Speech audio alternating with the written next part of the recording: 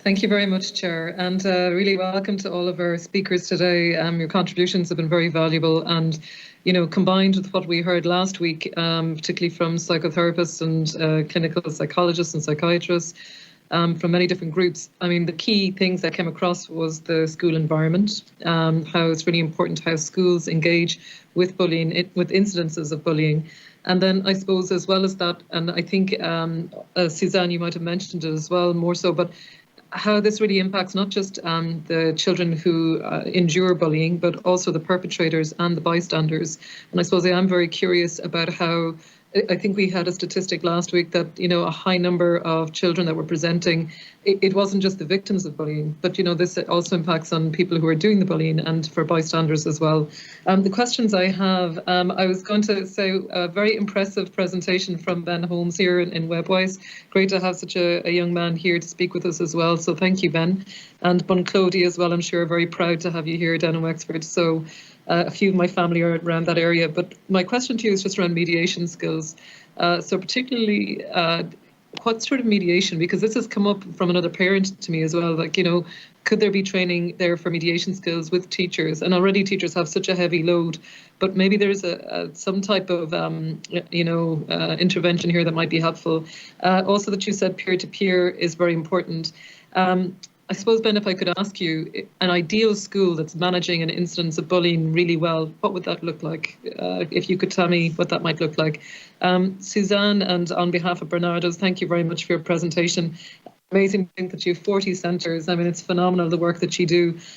Just very much interested in the roots of empathy. I've never heard of it, and it's wonderful. And it just shows the importance of us speaking about, I know, webwise.ie and tacklebullying.ie and understanding about all these programs that are out there. Just, I suppose, where the mother and the child, I'm just curious, how did you get them engaged, or how did this process start? How can schools register for something like this? How do they engage with you? So just the practical aspect.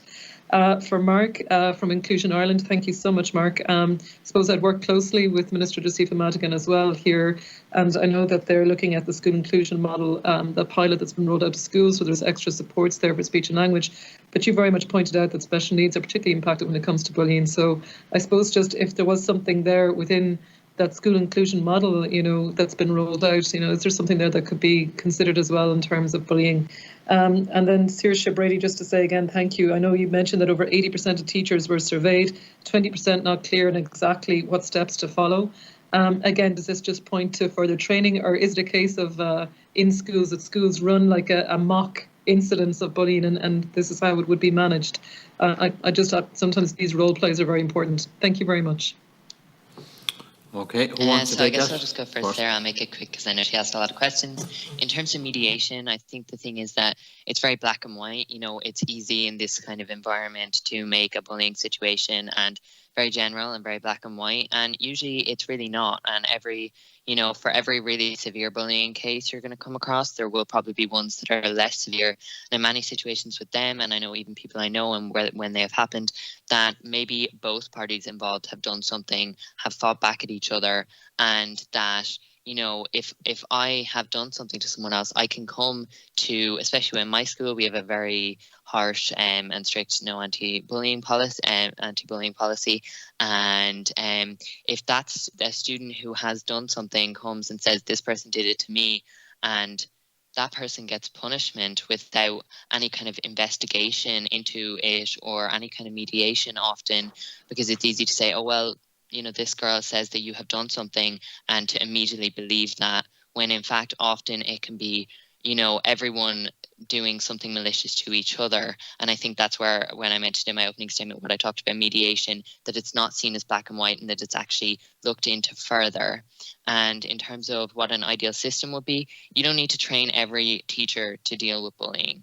You need to train every teacher to be able to see bullying and be able to refer that to someone higher up. If you have therapists, I think definitely in school, rather than like CAMS, external things, therapists, I think at school, if I was to mention it, would, I think, be a really good step for the government to take.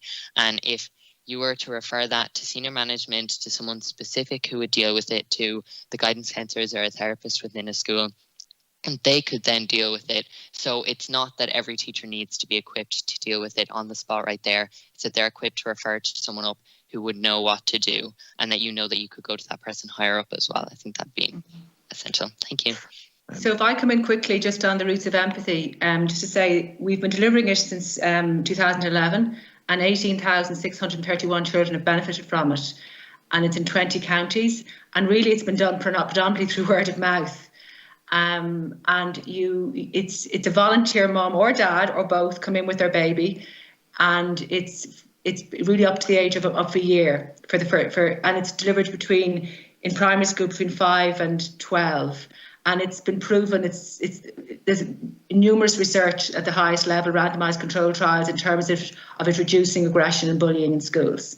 So thank you for your interest. And it's actually, if anyone wants to see it, it really warms your heart. It's wonderful. And just to say, even children with very challenging needs in the school who find it difficult to sit still or to concentrate, as soon as a baby comes in, the baby takes over. And actually the children then see their peers differently through observing the way they are with the baby, and the teacher gets a chance to see what's happening in the classroom differently, and they get a chance to talk about the baby's development after the session. So there's 3 sessions in all on a weekly and in consecutive weeks. So it's a fabulous programme. It really is effective. Thank you, Suzanne. Okay. Great dynamic. Thank you very much. Ms. Brady, I'll let you into shortly. Quickly, if you can.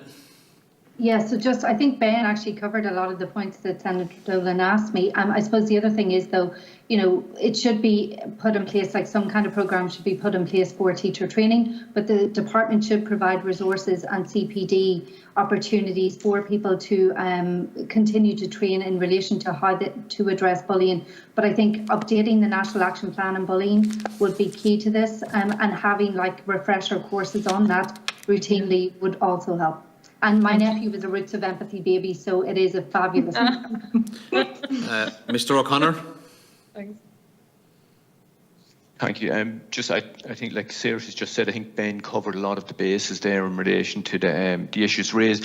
But I would specifically say around disability, I think absolutely training and CPD around inclusion. We know at second level, according to the Association of Secondary Teachers in Ireland, specifically around special ed, that the training that our members have heretofore is less than impressive. Even when we look in special schools, one of the places where a young person can go if they've been bullied is to their guidance counsellor. We know those people are not in special schools, for example. They simply don't exist. So I think there'd be a couple of logical pieces, and as Ben has said, look, that kind of CAM support going into schools would be more than valuable. Thank you very much, Mick. Thank you. Ms. Garrigal, I know you want to come in there now. You're indicating the... Thank you. So it's just to add to the peer-to-peer question that you had. So we do run an annual peer-led training initiative that Ben is part of, and you asked about what's effective in terms of the peer-led. I think the most effective responses we see in that is the peer-led training is part of a whole school approach. So that is supported by lessons, ongoing lessons in the classroom, supported by teachers and supported by robust policies as well, and also involving everybody. So our peer-led training initiative gives students the opportunity to identify issues that are important to them. When I talk about this, I'm talking about online safety and cyberbullying in particular. But one of the big things that came out of our peer-led training initiative this year was our young people, our post-primary students, were really keen to involve and support parents as well. So definitely additional supports and training available for parents, and we've seen increased engagement from parents in online safety this year as we've all spent more time online. So it's really important we do as much as we can to involve parents and give them access to training and to supports that work with them as well. Thank you very much. Thank you very